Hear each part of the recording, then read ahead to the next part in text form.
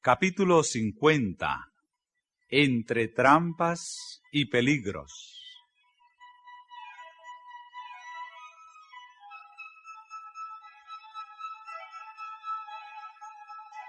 Todo el tiempo que Jesús pasó en Jerusalén durante la fiesta fue seguido por espías.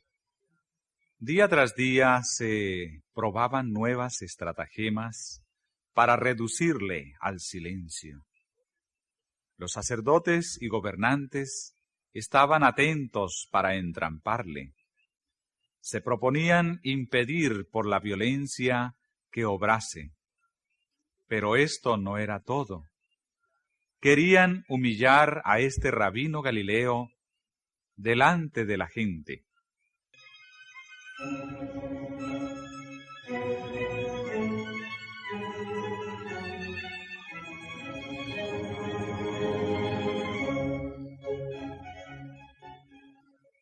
El primer día de su presencia en la fiesta, los gobernantes habían acudido a él y le habían preguntado con qué autoridad enseñaba.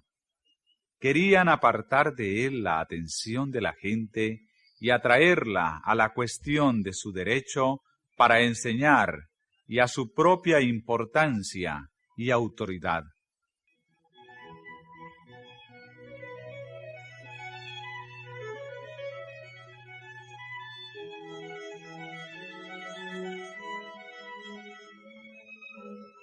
Mi doctrina no es mía, dijo Jesús, sino de aquel que me envió. El que quisiere hacer su voluntad, conocerá de la doctrina si viene de Dios o si yo hablo de mí mismo. Jesús hizo frente a la pregunta de estos sembradores de sospechas, no contestando la sospecha misma, sino presentando la verdad vital para la salvación del alma. La percepción y apreciación de la verdad, dijo, depende menos de la mente que del corazón. La verdad debe ser recibida en el alma, exige el homenaje de la voluntad. Si la verdad pudiese ser sometida a la razón sola, el orgullo no impediría su recepción, pero ha de ser recibida por la obra de gracia en el corazón, y su recepción depende de que se renuncie a todo pecado revelado por el Espíritu de Dios. Las ventajas del hombre para obtener el conocimiento de la verdad, por grandes que sean, no le beneficiarán a menos que el corazón esté abierto para recibir la verdad y renuncie concienzudamente a toda costumbre y práctica opuestas a sus principios. A los que así se entregan a Dios con el honrado deseo de conocer y hacer su voluntad, se les revela la verdad como poder de Dios para su salvación. Estos podrán distinguir entre el que habla de parte de Dios y el que habla meramente de sí mismo. Los fariseos no habían puesto su voluntad de parte de la voluntad de Dios. No estaban tratando de conocer la verdad, sino de hallar alguna excusa para evadirla. Cristo demostró que esta era la razón por la cual ellos no comprendían su enseñanza.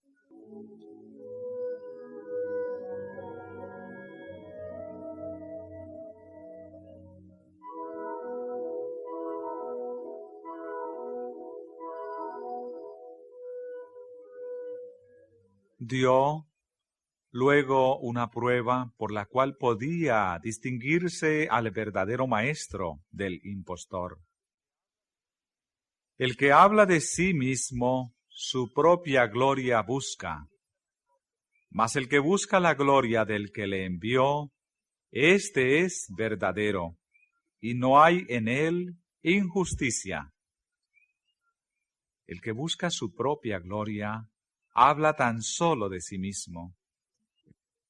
El espíritu de exaltación propia delata su origen.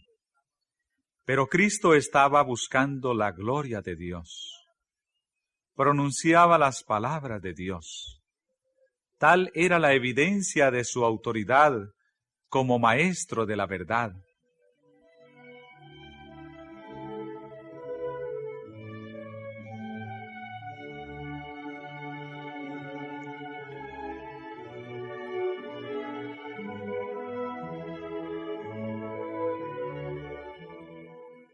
Jesús dio a los rabinos una evidencia de su divinidad, demostrándoles que leía su corazón.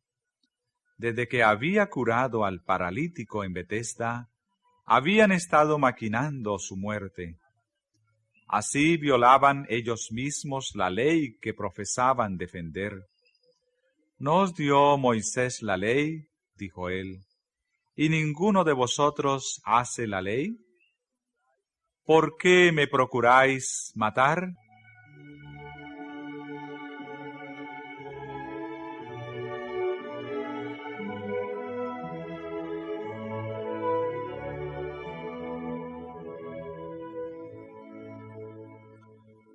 Como raudo fulgor de luz, esas palabras revelaron a los rabinos el abismo de ruina al cual se estaban por lanzar. Por un instante quedaron llenos de terror. Vieron que estaban en conflicto con el poder infinito, pero no querían ser amonestados. A fin de mantener su influencia sobre la gente, querían ocultar sus designios homicidas. Eludiendo la pregunta de Jesús, exclamaron: «¿Demonio tienes? ¿Quién te procura matar?». Insinuaban que las obras maravillosas de Jesús eran instigadas por un mal espíritu.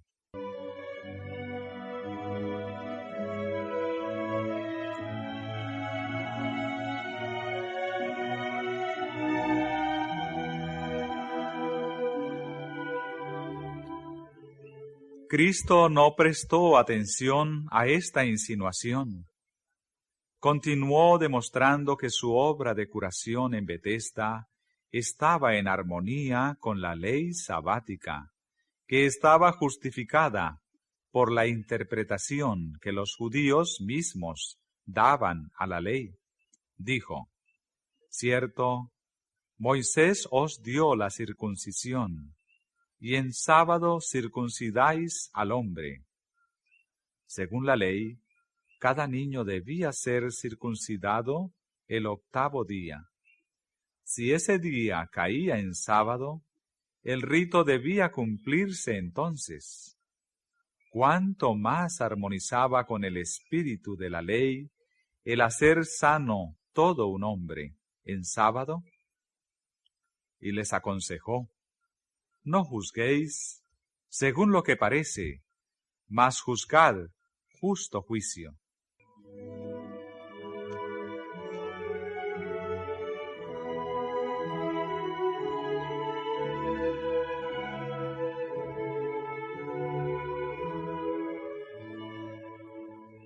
Los príncipes quedaron callados, y muchos del pueblo exclamaron: ¿No es este al que buscan para matarlo? Y he aquí, habla públicamente y no le dicen nada. ¿Sí habrán entendido verdaderamente los príncipes que este es el Cristo?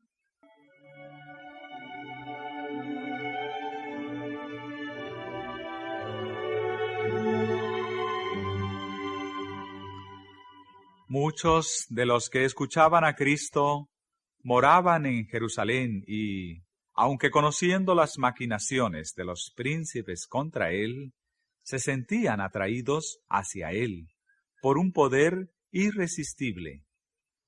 se iban convenciendo de que era el Hijo de Dios. Pero Satanás estaba listo para sugerirles dudas, y a ellos se prestaban sus ideas erróneas acerca del Mesías y de su venida. Se creía generalmente que Cristo iba a nacer en Belén, pero que después de un tiempo desaparecería y que en su segunda aparición nadie sabría de dónde venía. No eran pocos los que sostenían que el Mesías no tendría ninguna relación natural con la humanidad. Y debido a que el concepto popular de la gloria del Mesías no se cumplía en Jesús de Nazaret, muchos prestaron atención a la sugestión. Mas éste sabemos de dónde es, y cuando viniere el Cristo, nadie sabrá de dónde sea.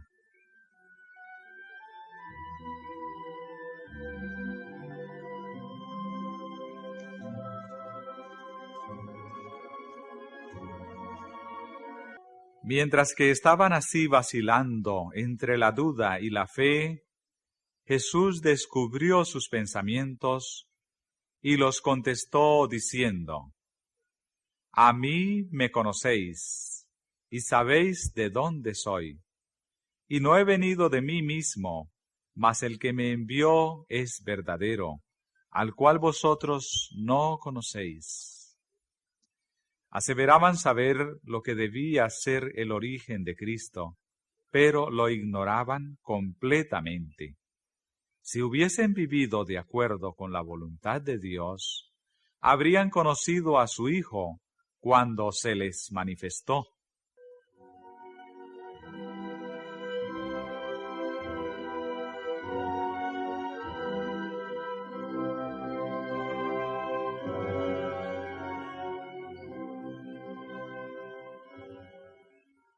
Los oyentes no podían comprender las palabras de Cristo. Eran claramente una repetición del aserto que él había hecho en presencia del Sanedrín muchos meses antes, cuando se declaró Hijo de Dios.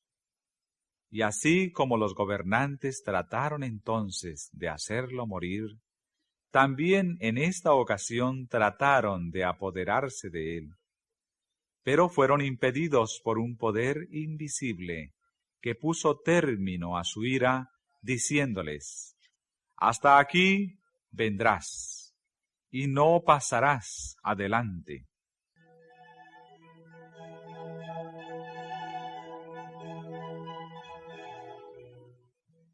Entre el pueblo, muchos creían en él y decían: El Cristo cuando viniere, ¿hará más señales que las que éste hace?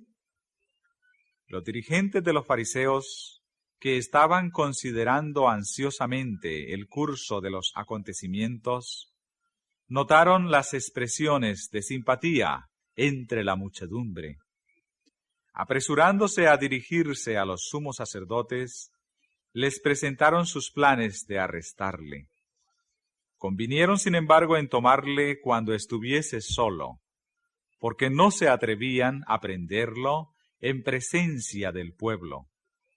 Otra vez demostró Jesús que leía sus propósitos.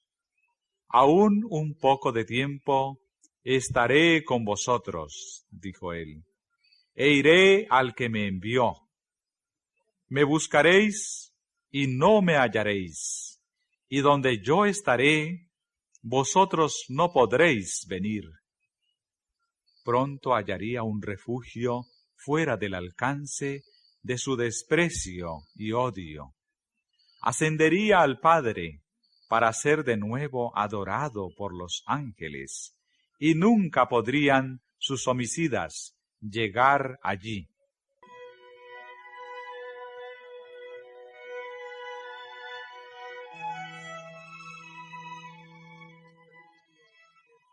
Con desprecio dijeron los rabinos: ¿A dónde se ha de ir éste que no le hallemos? Se ha de ir a los esparcidos entre los griegos y a enseñar a los griegos? Poco sospechaban estos caviladores que en sus palabras despectivas describían la misión de Cristo. Durante todo el día había extendido sus manos hacia un pueblo desobediente y contradictor, y, sin embargo, pronto sería hallado de aquellos que no le buscaron, y entre un pueblo que no había invocado su nombre, sería hecho manifiesto.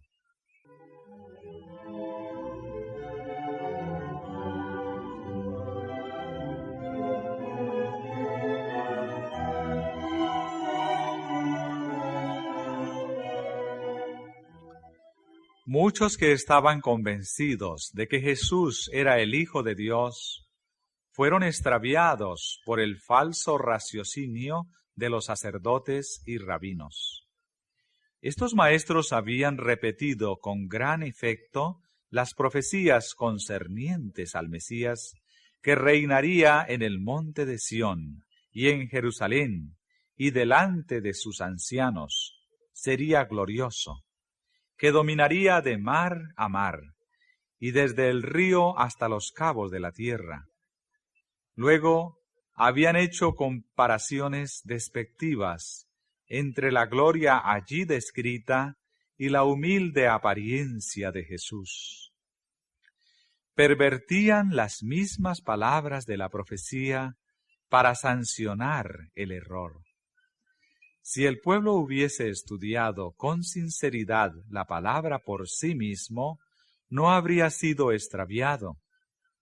El capítulo 61 de Isaías testifica que Cristo había de hacer la misma obra que hacía. El capítulo 53 presenta su rechazamiento y sus sufrimientos en el mundo, y el capítulo 59 describe el carácter de los sacerdotes y rabinos.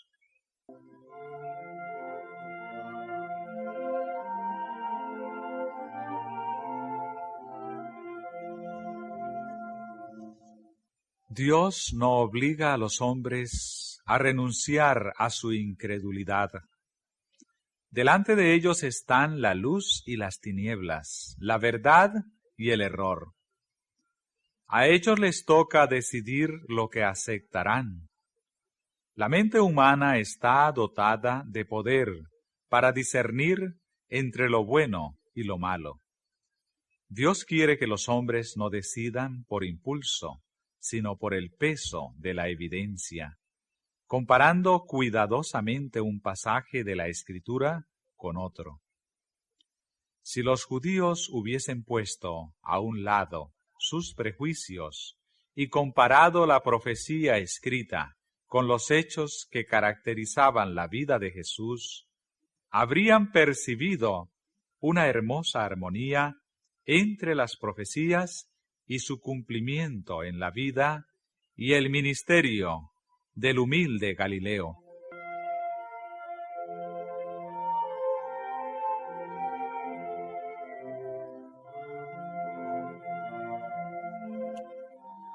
Muchos son engañados hoy de la misma manera que los judíos. Hay maestros religiosos que leen la Biblia a la luz de su propio entendimiento y tradiciones.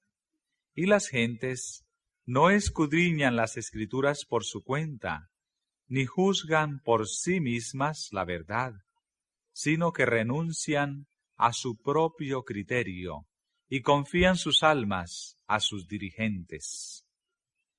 La predicación y enseñanza de su palabra es uno de los medios que Dios ordenó para difundir la luz, pero debemos someter la enseñanza de cada hombre a la prueba de la Escritura.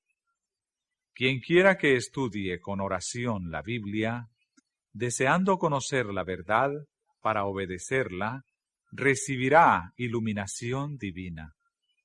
Comprenderá las Escrituras.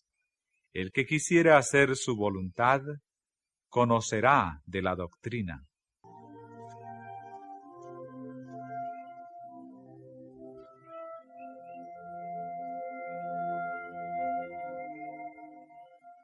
El último día de la fiesta, los oficiales enviados por los sacerdotes y príncipes para arrestar a Jesús volvieron sin él. Los interrogaron airadamente. ¿Por qué no le trajisteis? Con rostro solemne contestaron: Nunca ha hablado hombre así como este hombre.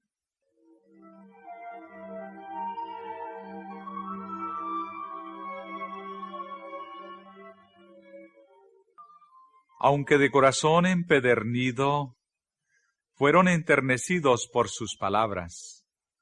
Mientras estaban hablando en el atrio del templo, se habían quedado cerca a fin de oír algo que pudiese volverse contra él. Pero mientras escuchaban, se olvidaron del propósito con que habían venido. Estaban como arrobados. Cristo se reveló en sus almas. Vieron aquello que los sacerdotes y príncipes no querían ver: la humanidad inundada por la gloria de la divinidad. Volvieron tan llenos de este pensamiento, tan impresionados por sus palabras, que a la pregunta ¿por qué no le trajisteis?, pudieron tan solo responder: Nunca ha hablado hombre así como este hombre.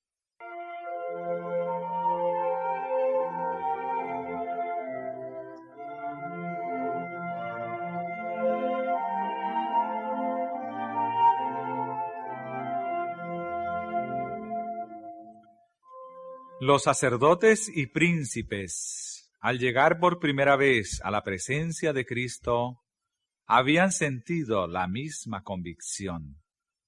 Su corazón se había conmovido profundamente, se había grabado en ellos el pensamiento: Nunca ha hablado hombre así como este hombre. Pero habían ahogado la convicción del Espíritu Santo. Ahora, enfurecidos porque aún los instrumentos de la ley sentían la influencia del odiado Galileo, clamaron: ¿Estáis también vosotros engañados? ¿Ha creído en él alguno de los príncipes o de los fariseos? Mas estos comunales, que no saben la ley, malditos son.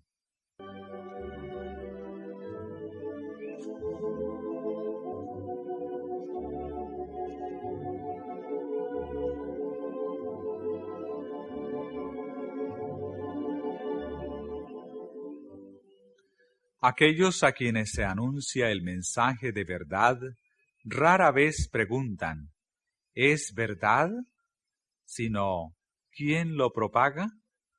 Las multitudes lo estiman por el número de los que lo aceptan. Y se vuelve a hacer la pregunta: ¿ha creído en él alguno de los hombres instruidos o de los dirigentes de la religión?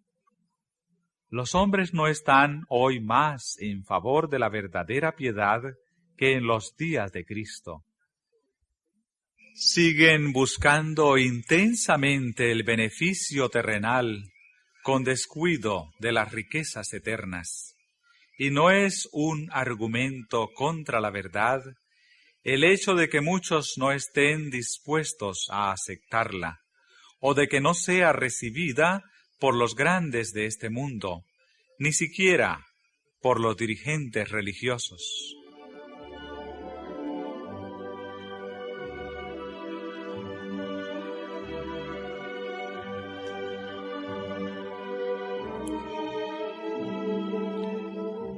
Otra vez, los sacerdotes y príncipes procedieron a hacer planes para arrestar a Jesús.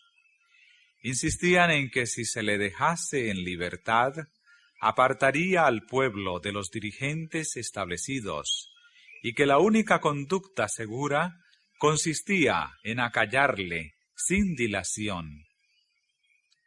en el apogeo de su distinción, fueron estorbados repentinamente. Nicodemo preguntó: ¿Juzga nuestra ley a hombre si primero no oyere de él y entendiere lo que ha hecho? El silencio cayó sobre la asamblea. Las palabras de Nicodemo penetraron en las conciencias. No podían condenar a un hombre sin haberlo oído. No sólo por esta razón permanecieron silenciosos los altaneros gobernantes, mirando fijamente a aquel que se atrevía a hablar en favor de la justicia. Quedaron asombrados y enfadados de que uno de entre ellos mismos hubiese sido tan impresionado por el carácter de Jesús que pronunciara una palabra en su defensa. Reponiéndose de su asombro, se dirigieron a Nicodemo con mordaz sarcasmo. ¿Eres tú también Galileo? Escudriña y ve que de Galilea nunca se levantó profeta.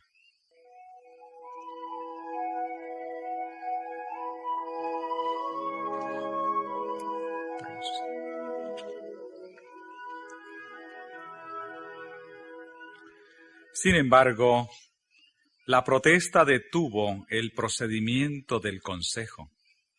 Los gobernantes no pudieron llevar a cabo su propósito de condenar a Jesús sin oírle. Derrotados por el momento, fuese cada uno a su casa, y Jesús se fue al monte de las Olivas.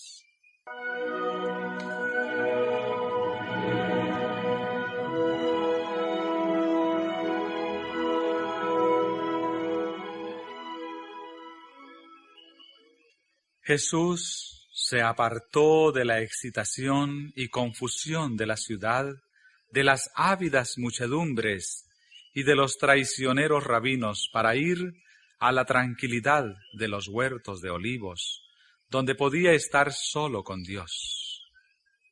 Pero temprano por la mañana volvió al templo y al ser rodeado por la gente, se sentó y les enseñó.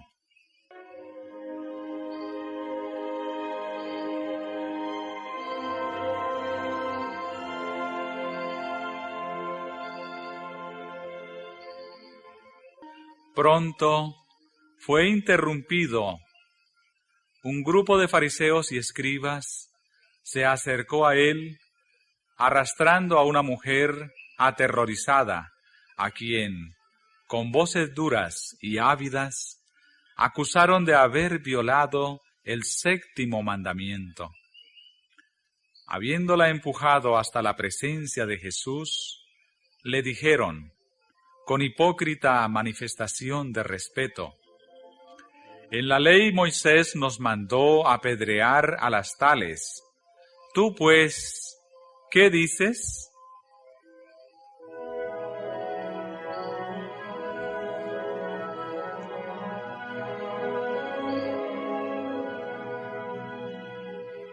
La reverencia que ellos manifestaban ocultaba una profunda maquinación para arruinar a Jesús. Querían valerse de esta oportunidad para asegurar su condena, pensando que cualquiera que fuese la decisión hecha por él, hallarían ocasión para acusarle. Si indultaba a la mujer, se le acusaría de despreciar la ley de Moisés. Si la declaraba digna de muerte, se le podría acusar ante los romanos de asumir una autoridad que les pertenecía solo a ellos.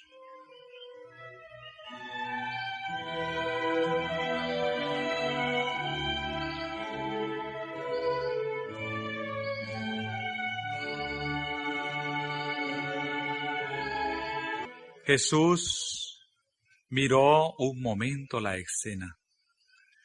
La temblorosa víctima avergonzada, los dignatarios de rostro duro, sin rastro de compasión humana. Su espíritu de pureza inmaculada sentía repugnancia por este espectáculo. Bien sabía él con qué propósito se le había traído este caso. Leía el corazón y conocía el carácter y la vida de cada uno de los que estaban en su presencia.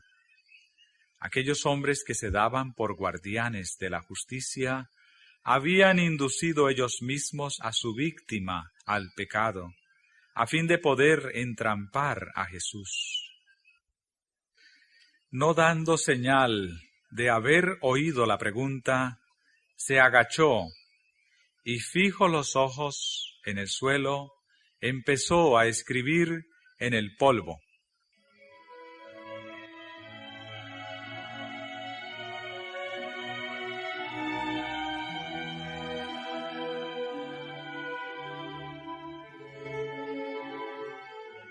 Impacientes por su dilación y su aparente indiferencia, los acusadores se acercaron para imponer el asunto a su atención. Pero cuando sus ojos, siguiendo los de Jesús, cayeron sobre el pavimento a sus pies, cambió la expresión de su rostro. Allí, trazados delante de ellos, estaban los secretos culpables de su propia vida. El pueblo que miraba vio el cambio repentino de expresión y se adelantó para descubrir lo que ellos estaban mirando con tanto asombro y vergüenza.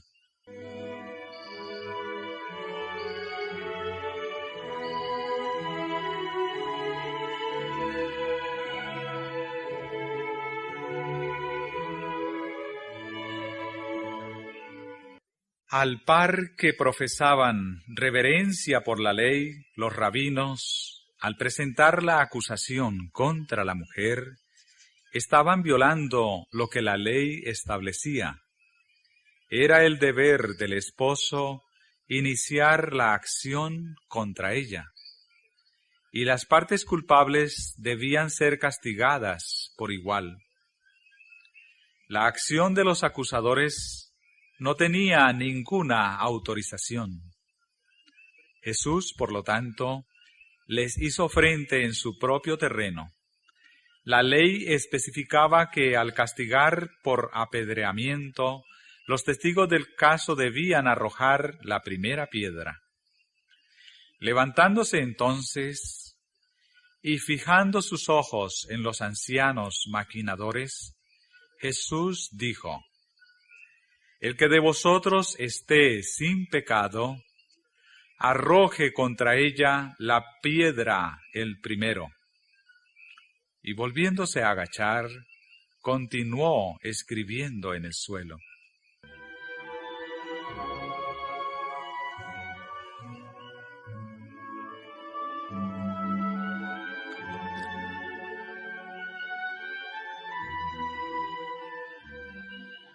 No había puesto de lado la ley dada por Moisés, ni había usurpado la autoridad de Roma.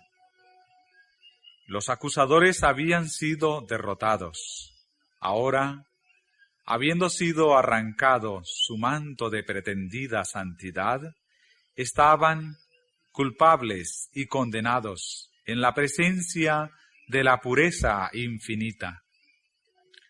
Temblaban de miedo de que la iniquidad oculta de sus vidas fuese revelada a la muchedumbre, y uno tras otro, con la cabeza y los ojos bajos, se fueron furtivamente, dejando a su víctima con el compasivo Salvador.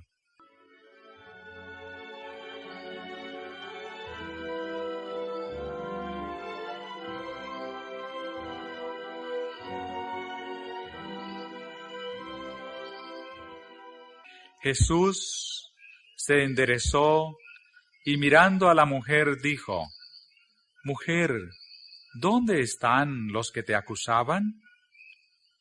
¿ninguno te ha condenado? Y ella dijo, Señor, ninguno. Entonces Jesús le dijo, ni yo te condeno, vete y no peques más.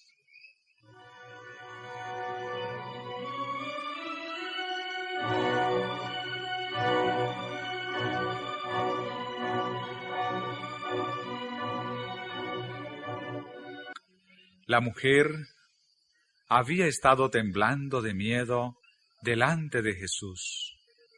Sus palabras, el que de vosotros esté sin pecado, arroje contra ella la piedra el primero, habían sido para ella como una sentencia de muerte. No se atrevía a alzar sus ojos al rostro del Salvador, sino que esperaba silenciosamente su suerte. Con asombro vio a sus acusadores apartarse mudos y confundidos. Luego cayeron en sus oídos estas palabras de esperanza: ni yo te condeno, vete y no peques más. Su corazón se enterneció y se arrojó a los pies de Jesús, expresando con sollozos su amor agradecido, confesando sus pecados con amargas lágrimas.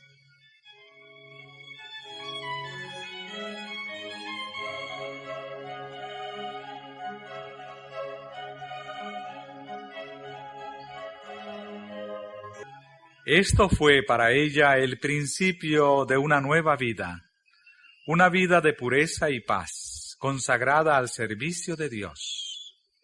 Al levantar a esta alma caída, Jesús hizo un milagro mayor que al sanar la más grave enfermedad física. Curó la enfermedad espiritual que es para muerte eterna. Esa mujer penitente llegó a ser uno de sus discípulos más fervientes. Con amor y devoción abnegados, retribuyó su misericordia perdonadora.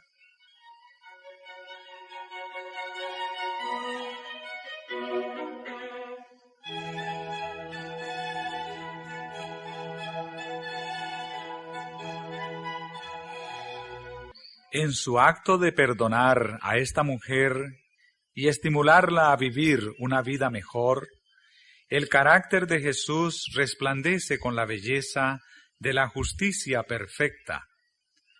Aunque no toleró el pecado ni redujo el sentido de la culpabilidad, no trató de condenar, sino de salvar. El mundo tenía para esta mujer pecadora solamente desprecio y escarnio, pero Jesús le dirigió palabras de consuelo y esperanza. El ser sin pecado se compadece de las debilidades de la pecadora y le tiende una mano ayudadora. Mientras los fariseos hipócritas la denuncian, Jesús le ordena: vete y no peques más.